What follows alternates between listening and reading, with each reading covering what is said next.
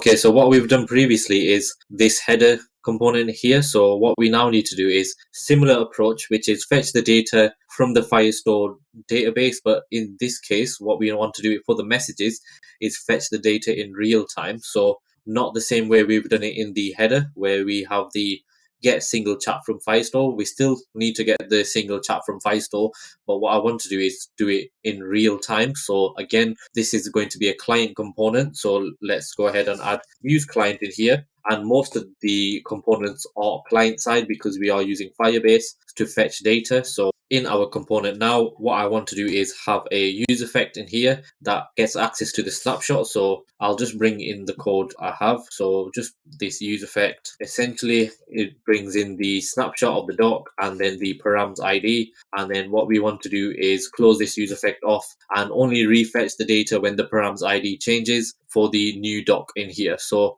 I'm just going to import the relevant dependencies. So essentially we're getting access to the document from Firestore in our chats collection, and then we want to get the chat that is relevant to the params ID. So we also need to define the params ID using use params in here. So now we also need to import the on snapshot from Firebase like so. And then in here, what I want to do is console log the doc.data. And then we also need to close this off here. So we now have a use effect that essentially runs in real time. So whenever the data changes in this document, then it will fetch the updated data. So for example, when we send a message, then the message will repopulate onto our chat component in here, so in our body. So let's save this. And I just want to console log the doc.data in our console. So if I just type in hello, press enter, we can see here a message is populated in here, which essentially adds the message of hello on the second index because we've already created the first one.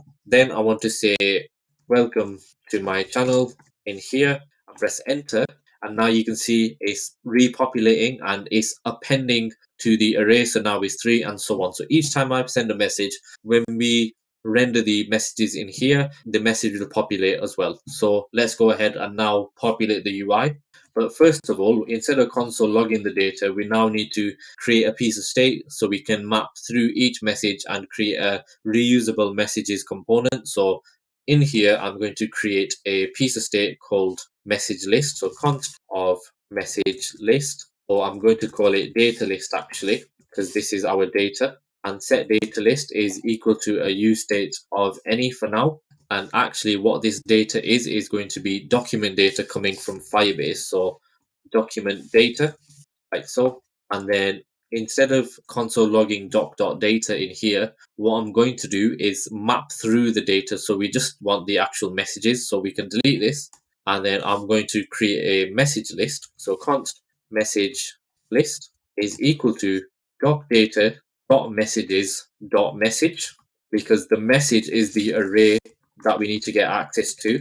And then all I want to do now is set the data list to the message list here. So now I just need to console log the data to see if the message array is being added into here. So if we go back into the browser, and you can see here we have an array of 3 objects, which is essentially our objects that we have created for all of our messages. So if I just added another one, as you can see, it's populating in real time, it's updating it. So the 4th message of hi has been added as well. So let's just add the UI in and create that now. So at the minute, we're just rendering hello at the bottom.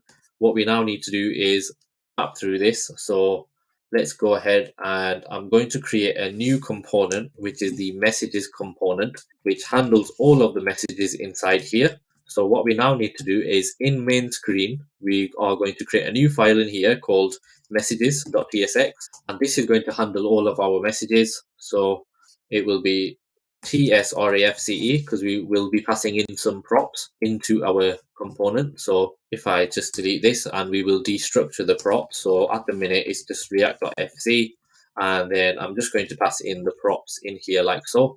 So these are the messages.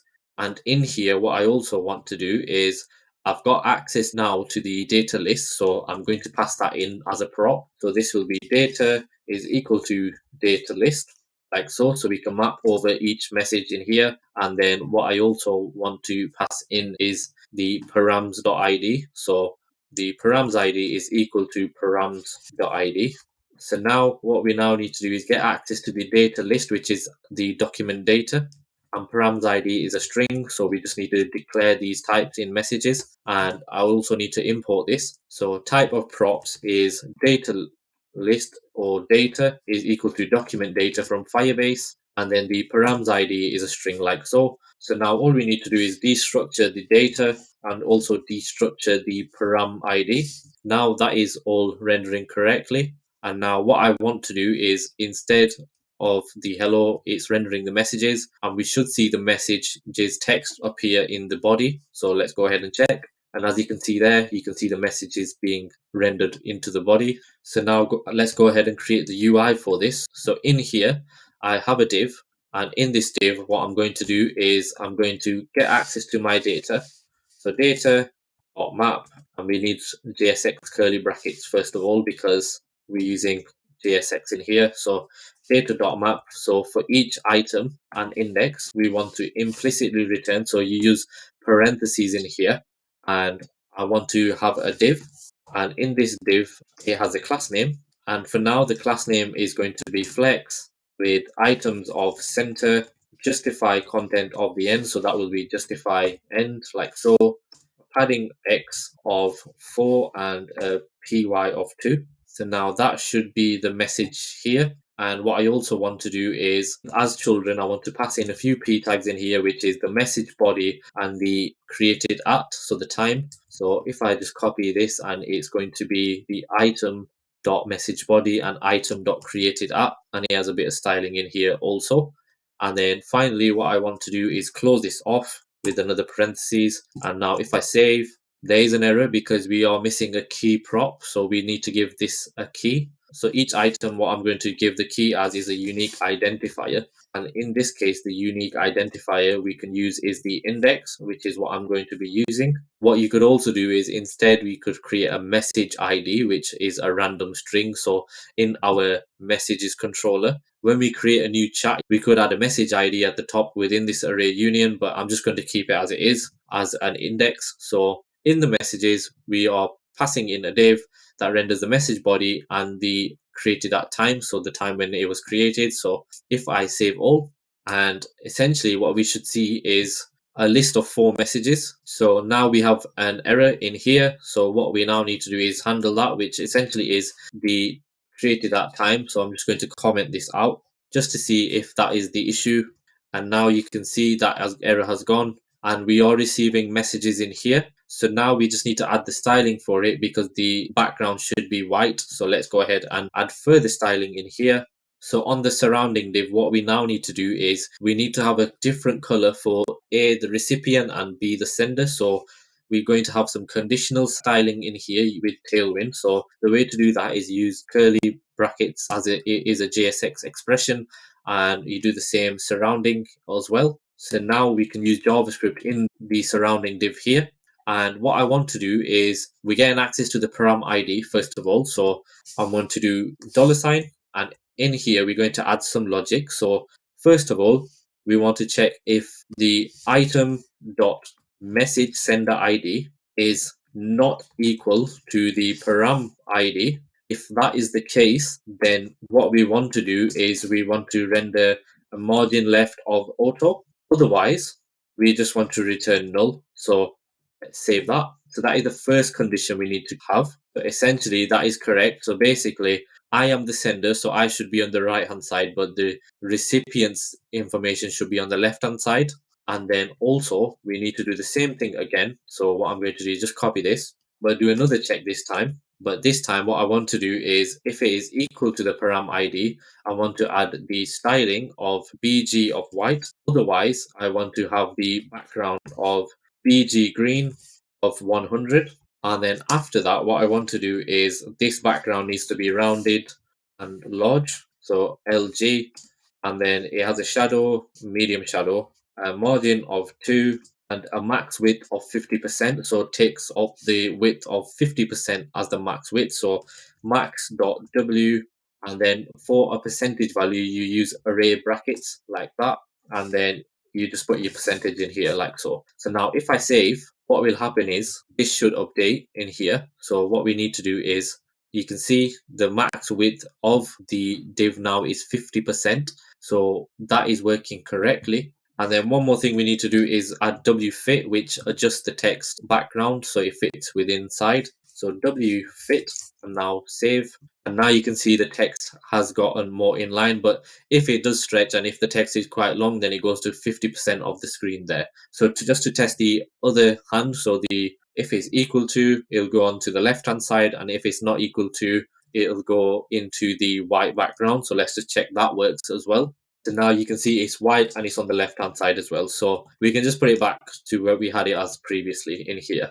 So now what I need to do in here is item.created dot, and we want to pass in these seconds because that was part of the object, like so. So now if I go into the browser, you can see it in seconds, and because we used the function overload previously, we have access to the function called format date. So I'm just going to import that in. So format date, and then that should fix the date for us, which is coming from the app model. So now if I save all, you can see the date is being fixed in here. Now you can see that the messages are appearing, and just to test that they are appearing, what I'm going to do is add another one saying hello again. And now you can see it's populated at the bottom, but we need to scroll, and I'm going to say one more time, press enter, and if I scroll, it is saying one more time. So what I now need to do is add in a auto scroll feature. So that's what we need to implement. So going back into our code in the use effect, so if I go back up into message body, in here what I also want to do is have a function that's auto scrolls when a new message is added. So I'm just going to create a function in here called const scroll down the page, like so, and let's just close this off. And what I'm going to do is pass in a ref object in here. So we need access to a use ref. So let's create that, which I will do just above, which is const last message ref, and that's going to be use ref of null. So I'm just going to create an empty div at the bottom. So underneath messages, and that is going to be div with a ref of last message ref. And then if I hover over this ref here, you can see it's of type HTML div element. So what I'm going to do is copy this last message ref, and this is the argument that is going to be received in here. So we can just pass that in. And then what I want to do is get access to the ref. So essentially ref.current.scroll into view, and we have behavior smooth. But I want to expand on this a little bit more. So what you can do with TypeScript is if we command and click into scroll into view, you have a few options. So this is a boolean, it has scroll into view options. So let's go ahead and check them out, which is block and inline. So I'm going to add them in. So block is going to be the start, and then the inline is going to be the nearest. So let's just bring that in. So that's handy with TypeScript. We can just check the documentation that way. So now that is the function there set. So what I want to do is after the snapshot, I want to scroll down to page in here and pass in the last message ref here like so.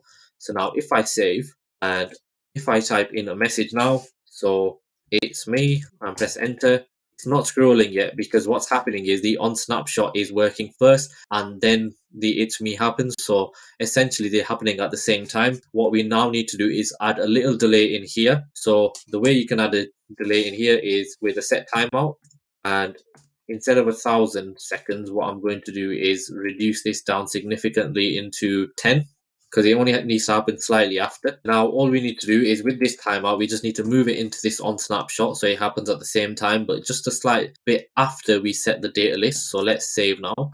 So it's compiled, and what I need to do now is refresh the page. So as you saw there was a little delay and then the scroll happened. So I'm just going to type in hey Imran, and then when I press enter now, it will add the message to the Firestore database, and then it will scroll down slowly so you can see it when I press enter, and you saw it there, and hi, and you've seen it there again. So that's the whole main section complete now.